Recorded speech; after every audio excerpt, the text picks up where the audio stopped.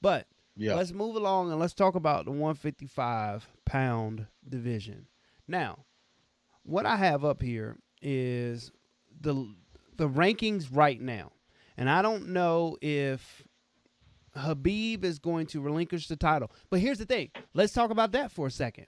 If Conor McGregor wins, I feel like we would see Khabib again in the cage. Now that Conor McGregor lost, I don't think Khabib's coming back.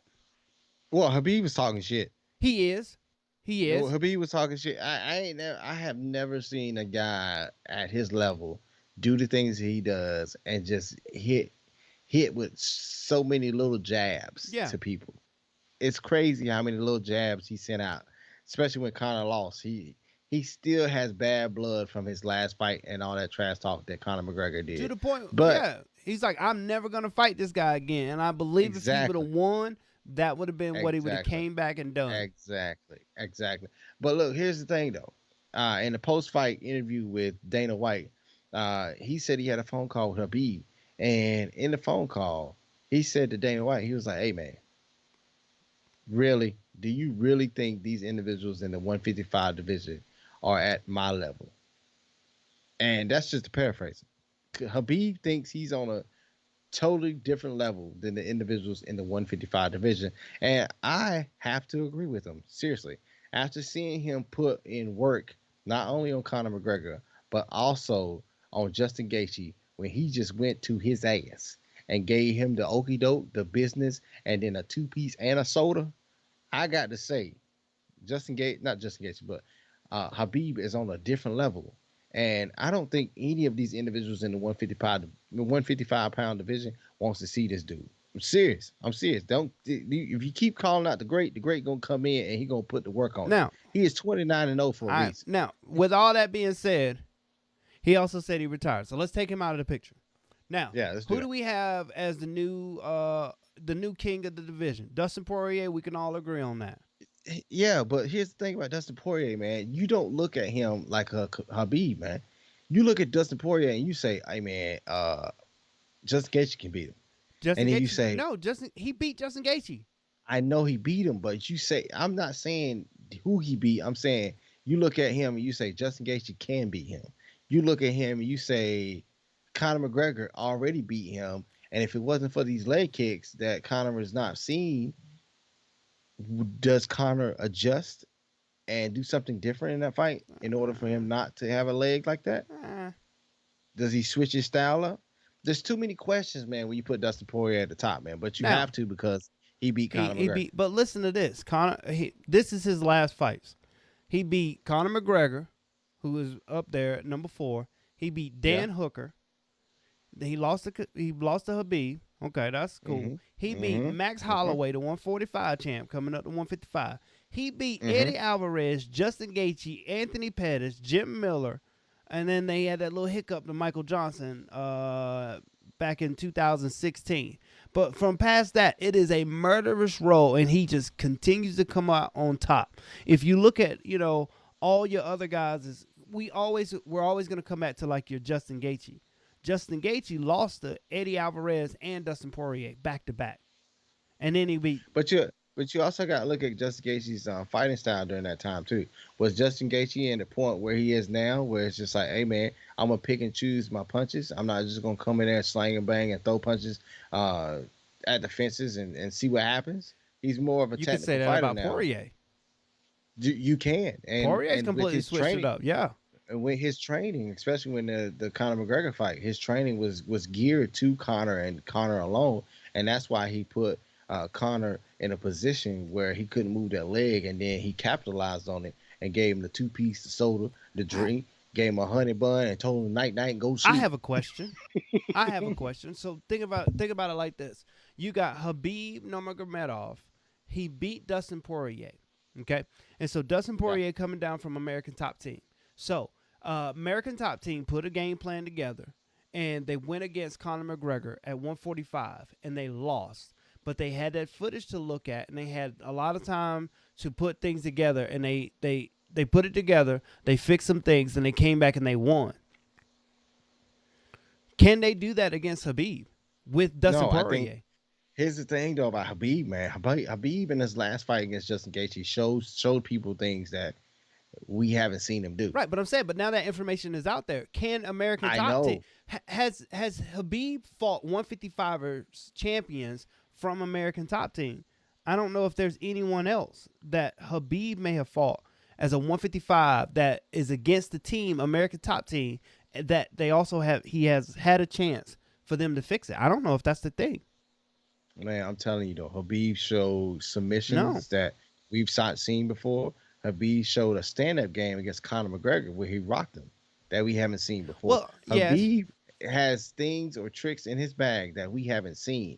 And Dustin Poirier can come in from the last footage from his fight where he lost, as well as the other footage where Habib fought and won as well. And he can say, okay, I got a great game plan. But I feel like Habib can come in with a totally different game plan, man. Seriously, totally different game plan. Also true. That's the biggest question And mark he's that going comes with against Habib. AKA, and AKA can do the same thing Exactly, American Top Team's doing. exactly. I think though the dark horse right now in the 155-pound division is Michael Chandler, man. Right. Michael Chandler has the charisma to be the face of the UFC, and if How he old is gets the right fights, and if he wins the right fights, I feel like he can put the UFC on a different platform, just like a Conor How old is McGregor. Michael Chandler? He's 32, 33, ain't he? 34. Yeah, That's he's crazy. an older. That's crazy. He only got 2 or 3 more years in his prime, and then everything starts deteriorating. And for him to be that much It took him faster too than a long. 30-year-old Dan Hooker, that's crazy. Exactly. That is crazy, but it took him too long to get to a UFC, man. If I feel like he would have got to the UFC when it was like 29, 30, I don't I know. feel like he could have done some damage, man. I don't know. I Seriously, don't know. That's when he was he would taking have them. learned. I feel like now that He would have he learned. gets straight to the top. He knows what he does, and he puts in those 2 years of his eliteness towards this. Maybe this is the right time for him to go in and make a big giant splash and then get out. Maybe if I feel like He got 2 years. I feel like if Michael Chandler would have came in early and maybe faltered early, then maybe he would have just been like a Paul Felder, like your Al Iaquinta, like your Diego Ferreira or somebody like that. You know, I feel like he would have been one of those names. Like, yeah, we know him, we like him, but we ain't talking about him like this. If you look at the other 155 champ from Bellator, Patricio, he's 33, so we may not see him come over either. That sucks, They man. should, man. I wish we could big. do crossover fights. I wish we could too. And the biggest thing that I hate about the fight game is that you only get so many years where you're at the peak of your game. If you don't make the right decisions during those years, then I wouldn't say it's a waste, but I say we didn't get a chance to see the best of the Yeah. best Now, or best fight the best. the Pitbull brothers make good money in Bellator. They make real good money in Bellator. So, with that being said, I feel like they're okay where they are. But do they make that UFC money? But though? you got to think about it like this: there's different types of money, right? They're making that Bellator money, right? So if you take that Bellator money and you move it over to the UFC, they probably make just as good as anybody in the top 5 not named Conor McGregor. We talking about top five though. Do you think they have the talent to be a Conor McGregor and No. make that kind of money? No one I don't know if we will ever see another Conor McGregor before another guard change. Meaning that the next Conor McGregor isn't in the UFC just yet. It might be his son, Little McGregor Greg. I don't think Little McGregor. Greg. I don't think the next Conor McGregor of the sport is in the UFC yet. Currently, Currently. I don't think so either. Because there's I don't think nobody so I either. can look at. You know, Adesanya is not going to be on that. I believe if you take Conor McGregor out of the picture and you've got John Jones and you're like, who can get on that John Jones level? You can say words like Adesanya. You can say things like Sugar Shane O'Malley if he can if he can come with it. But right now that stratosphere that Conor McGregor is on has to be the best planets aligning ever. And I don't think anybody can come close to that. I don't even think Conor McGregor right It's now can come close to Conor McGregor. no, it's exciting though. This 155 division is very exciting. I'm excited. This I'm very excited to see exactly what happens next, man, because there's a lot of narratives that Let's can be make a fight. played in this one. Let's make a fight, and then we'll move on to the next card. You put on your. I'm not gonna say I'm not put on your Sean Shelby hat. No, just put on a damn hat. You need to make another card about like this with two 155 fights, just in case one of them falls through, and you need to make it, and you need to make it sell very well. What are you going to put on that card?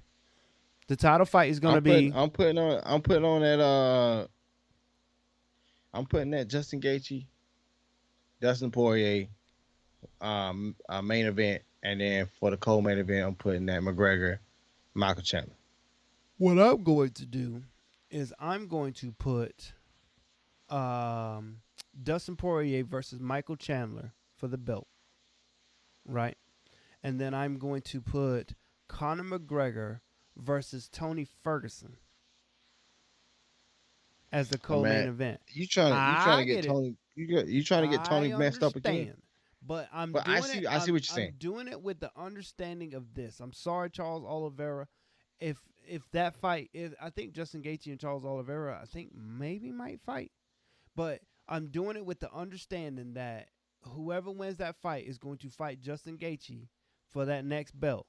And then we're going to keep Conor active against someone else. Maybe we put Conor against a Paul Felder or something like that to kind of work his way back up, because I believe he's earned that now. Getting knocked out earning something sounds weird, but you know what I mean. Yeah, I know what you mean.